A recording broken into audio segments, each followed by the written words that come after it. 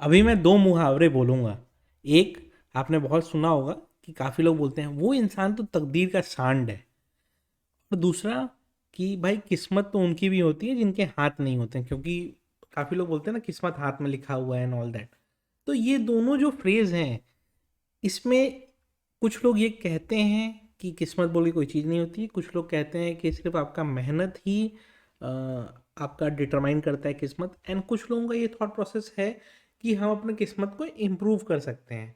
देखिए, मैं क्या बिलीव करता हूँ कि पहला चीज़ तो ये है कि देखिए किस्मत है तो एक चीज़, उसको आप डिनाई नहीं कर सकते कि किस्मत बोले कोई चीज़ नहीं होती है। इस वीडियो में मैं कोई फेक मोटिवेशन नहीं दूंगा मोटिवेशनल गुरुओं की तरह, ना ही मैं कोई डीमोरलाइजिंग चीज़ बोलूँगा। मैं कोशिश करूँगा ये समझाने की कि आप क्या ऐसे स्टेप्स लें जिससे बाय डिफ़ॉल्ट आपका किस्मत आपके लिए बेटर एक्ट करने लग जाए। ठीक है? तो आपका किस्मत आपके साथ हो सकता है ना हो आज, हमेशा नहीं रहेगा ऐसा नहीं होता है। ठीक है?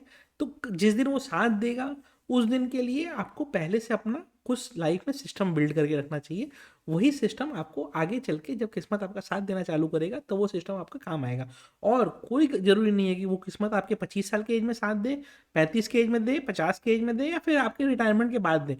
लेकिन किस्मत साथ दे सकता है आपका, और उस दिन के लिए आपको कुछ डिसिप्लिन लाइफ में पहले से बनाने पड़ते हैं। उसी चीज़ का हम अभी डिस्कशन करेंगे। हो सकता है ये डिस्कशन आपके किसी काम के ना है, और हो सकता है ये आपके बहुत काम के आए, लेकिन कोशिश करिए सुनने का, हो सकता है कुछ इससे फ़ायदा ही हो आपको। ना, पहला चीज़ जैसे मैं पर्सनली मानता हूँ किस्मत बोल के एक चीज़ होती है। क्यों?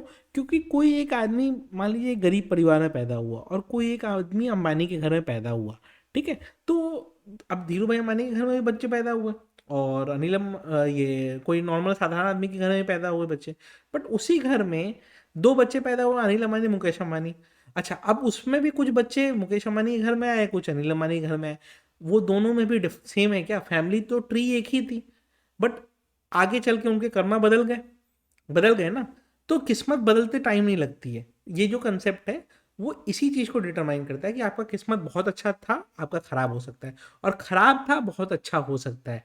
अब मैं आपको एग्जांपल दूंगा कि कैसे लोगों को किस्मत अच्छा होता हुआ भी आपने देखा होगा। अ, आप लोगों ने नोटिस किया होगा, आदर पुणेवाला को कोविड वैक्सीन के पहले कोई नहीं जानता था। कंपनी उनकी पहले से बड़ी थी, उनका जो मतलब कोविशील्ड आने के बाद ही उनकी कंपनी बड़ी हुई ऐसा नहीं है, बट उनको रिकॉग्निशन, नेम, फेम सब कोविड वैक्सीन बनाने के बाद मिला। बिजनेसमैन, उनकी फैमिली बहुत पुरानी थी, लेकिन उनको नाम और फेम कब मिला? वो जब कोविड की वैक्सीन उन्होंने बना ली तो, राइट? तो आपका किस्मत हो सकता है कि कभी भी चल जाए। अच्छा, अब वो जो उन्होंने कोविड का वैक्सीन बनाया, कोविड खत्म भी हो गया, लेकिन उसके कारण जो उस समय उनकी फैमिली ने वेल्थ क्रिएट किया, वो नेक्स्ट 2-3 जनरेशन तक पास ऑन हो सकता है। यहाँ कैलकाटा में एक कंपनी थी एनबीएफसी की, मैग्मा फिनकॉप, उसको भी उसने, जो अभी पूना वाला फिनकॉप के बारे में नाम से जाना जाता है, तो उसको उन्होंने एक्वायर भी कर लिया। तो आप समझ रहे हो कि कैसे आप एक फील्ड में थे, वहाँ पे आपने इतने पैसे कमाए कि आप दूसरे फील्ड में एक्विजिशंस करने लग गए। अब आप लंदन शिफ्ट होने की बात कर रहे हो एंड ऑल दैट। तो उतना आप उस लेवल पे आगे बढ़ने की कोशिश कर रहे हो। तो किस्मत बदला क्या? हाँ, बदला। दुनिया में जब चीज़ें खराब हो रही थी उनके लिए अच्छी हो रही थी, हुई ना? तो पूरा दुनिया खराब कुछ कर रहा है, उनके लिए वो अच्छा हो जा रहा है। तो आपका किस्मत कब आपके साथ दे, कोई उसमें मतलब कह नहीं सकते हैं। अब मैं आपको ये समझाने की कोशिश करूंगा कि किस तरह से आप अपने किस्मत को थोड़ा सा बेटर बना सकते हैं। देखिए, इसमें ना कुछ डिसिप्लिन आपको खुद से लाना पड़ेगा। अभी एक शो चल रहा है शार्क टैंक इंडिया, जो सब लोग मतलब मोस्टली जो लोग थोड़ा भी एक्टिव रहते हैं तो वो लोग देखते हैं शार्क टैंक इंडिया को। उसमें आप देखना जितने भी बिजनेस के फाउंडर्स आते हैं, मैक्सिमम में उन्होंने उस फील्ड में कुछ काम किया रहेगा। से फॉर एग्जांपल किसी ने कॉस्मेटिक की कंपनी में रही, तो उसने कॉस्मेटिक के डिस्ट्रीब्यूशन में और चैनल में कुछ साल वर्क किया है, तभी वो कंपनी बना पाया। हमारा एम क्या होता है? हमारा एम होता है कि हम कैसे पैसे बना लें। ठीक है? बट वो पैसे बनाना भी एक प्रोसेस है, राइट? तो अब आप कोई फाउंडर्स देखोगे जो 20 साल के भी रहेंगे, कोई होगा 45 साल का, कोई 50 साल का भी फाउंडर होगा, लेकिन वो जब बिजनेस बना रहे हैं उसके पीछे उन्होंने कितना स्ट्रगल किया वो देखना पड़ता है। तो वो स्ट्रगल का फेज कब है? वो स्ट्रगल का फेज आपके स्टडीज के दिन से चालू होता है। अगर आप स्टूडेंट हो, आप कोई भी एक फील्ड ऐसा पकड़ो जिसमें आप ऐसा नॉलेज गेन करो कि आप अपने पीयर्स से बहुत आगे रहो। ऐसा हो सकता है कि आप 80% वाले स्टूडेंट हो, ऐसा हो सकता है आप उससे भी खराब नंबर लाने वाले स्टूडेंट हो, लेकिन कोई एक चीज़ में आप बेस्ट वालों से भी या फिर 95% वालों से भी बेटर बन जाओ। जैसे ही आप ये कर लेते हो, अब कुछ लोग बोलेंगे सर हम तो बदमाशी में नंबर वन है, तो भाई ठीक है, आप फिर वही काम कर लो, आप पॉलिटिशियन बन जाओ, आप कुछ और काम कर लो, लेकिन फिर वो आपको उसी हिसाब से करना पड़ेगा। बट किसी एक फील्ड में आपको वो 95% वाले से भी बेटर बनना पड़ेगा। ये हो गया आपका वहाँ पे। फिर उसके बाद आप जॉब में आते हो। मान लो जॉब में जब आप आए, तो होता क्या है ना, 90% लोग का माइंडसेट क्या होता है, मेरे को तो काम दिया है, से फॉर एग्जांपल कोई सीए है, उसको दिया है काम, मान लो टैक्सेशन का, या फिर मान लो उसको काम दे दिया है ऑडिटिंग का, या फिर कंसल्टेंसी का जॉब है, या फिर मान लो किसी भी तरह का अगर कोई भी जॉब है, वो बोलेगा नहीं मेरे को तो और कुछ सीखना ही नहीं है, मेरे को तो जो जितना काम दिया उतना ही मेरे को दिमाग लगाना है। तो भाई आप उतना सीखोगे ना तो आप कभी ग्रो नहीं कर पाओगे, क्योंकि वो आपका जॉब प्रोफाइल भी वैसा क्रिएट किया जाता है कि आप उसी जॉब प्रोफाइल में फंसे रह जाओ पूरे जीवन के लिए। ठीक है। मैं जब टीसीएस में ब्लूमबर्ग के लिए मैं जब डेटा वगैरह का क्वालिटी चेकिंग करता था, तो ब्लूमबर्ग दुनिया की डेटा एनालिटिक्स में सबसे बड़ी कंपनी है, एंड उसके लिए 2-2 करोड़ रुपए लोग पे करते हैं ब्लूमबर्ग के एक टर्मिनल के लिए। राइट। एंड मैं उसमें आज भी मेरा नाम वहाँ पे दिखाई देगा जब मैं उसका क्वालिटी एनालिस्ट था डेटा का। अगर मैं सिर्फ अपना ही काम, मेरे को आया हाँ ये एक रिपोर्ट है, ये अल्फाबेट का रिपोर्ट है, इसका चेक कर लो और ये सही है, तो मैं अगर वहीं तक लिमिटेड रह जाता ना तो कभी नहीं होता। लेकिन मैंने देखा कि यार ये डेटा प्रोसेस कैसे होता है, ये डेटा जो बनाता है वो फेच कहाँ से करता है, फेच करके इसका आउटपुट क्या आता है, and who are the end users. क्योंकि ये डेटा का एक्सेस अगर मुझे मिल रहा है मान लो एक्स टाइम पे, तो मेरे से पहले भी किसी को मिला होगा, एंड मेरे से उससे पहले किसको मिला होगा। वो चेन चेन आपको समझना पड़ेगा। वो चेन आप जब समझोगे तो आपको समझ में आएगा, अच्छा ये प्रोसेस है, इस प्रोसेस से अगर हम जाएंगे तो यहाँ से हम फायदा उठा सकते हैं। तो आप जो भी जॉब में हो, मैंने जो एग्जांपल दिया बहुत छोटा सा एग्जांपल दिया, आप इंजीनियर हो सकते हो, आप नॉर्मल एक ग्रेजुएट स्टूडेंट भी हो सकते हो, बट आपको जो जॉब दिया गया है, आप जॉब में आप अपने जॉब का काम से ज़्यादा आपके कंपनी क्या बिजनेस कर रही है वो सीखो। ठीक है। आप ये सोचोगे कि मेरा जो जॉब है मैं उतना ही सीख लूँ तो फिर मेरा कुछ हो जाएगा, अच्छा ऐसा नहीं है। तो उसमें आप क्या है 5-5 10% इंक्रीमेंट लेके जॉब जीवन में ग्रो कर पाओगे।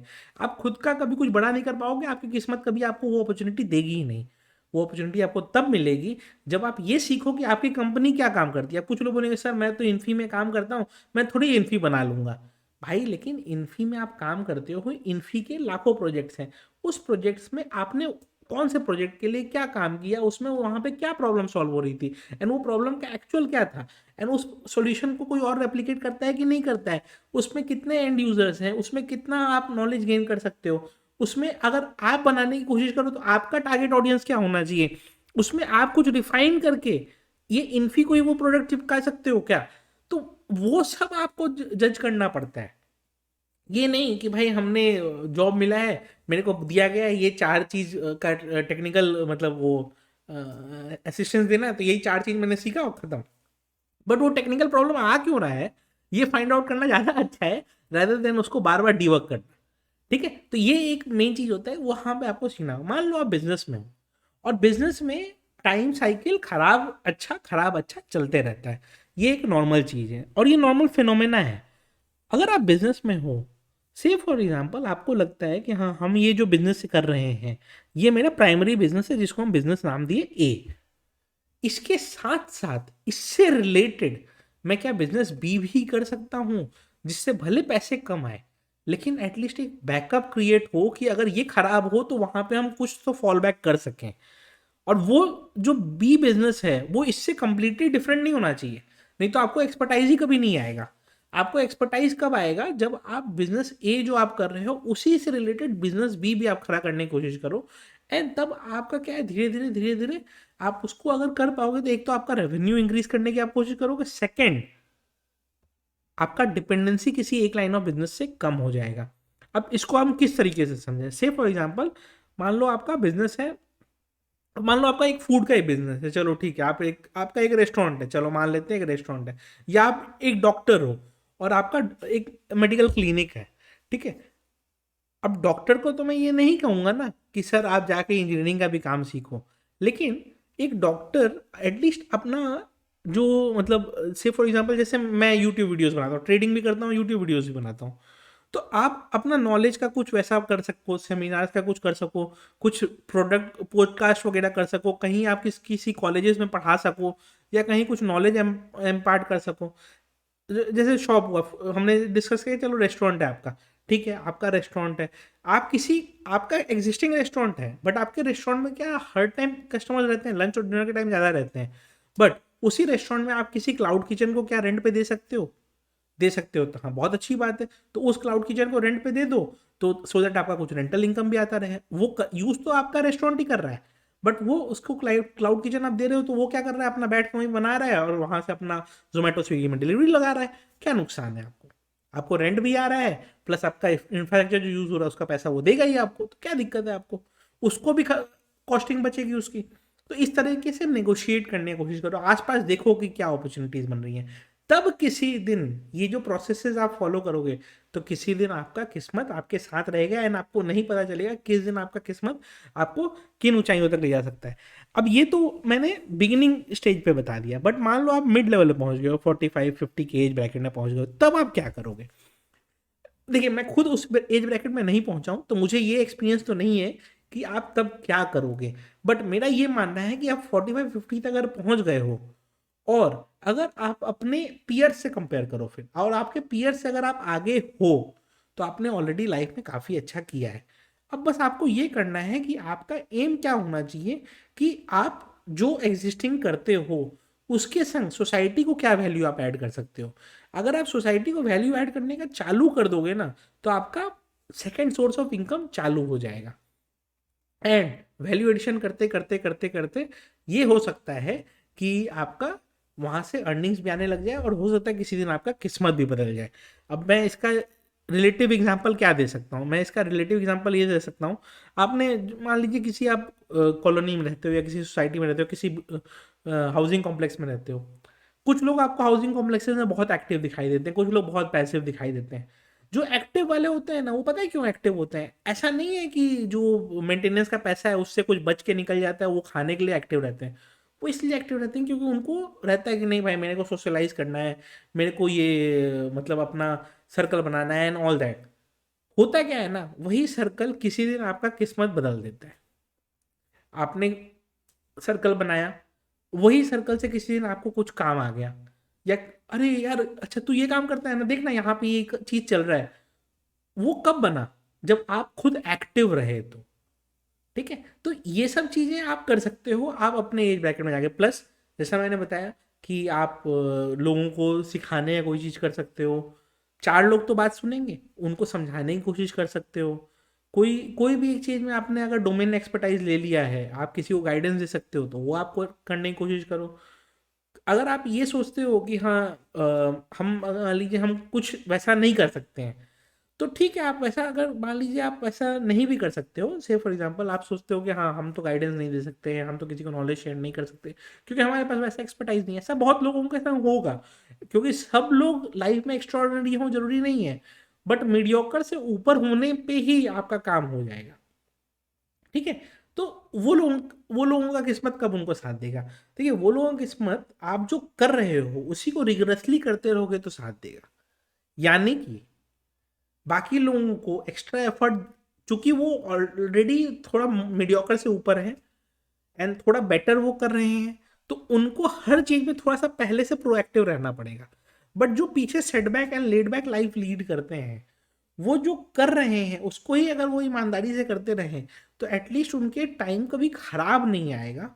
अच्छा ना आए ये मैं कह नहीं सकता, बट खराब नहीं आएगा, प्रोवाइडेड कि जो आप कर रहे हो उसको आप रिगरसली और अच्छे तरीके से कर लो।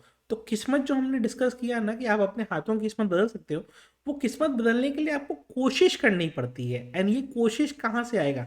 ये सब जो मैंने स्टेप्स बताए, यही उन स्टेप्स का कोशिश है कि आप अपने किस्मत को कैसे इंप्रूव कर सकते हो। वीडियो अच्छी लगी हो तो लाइक कर दीजिएगा।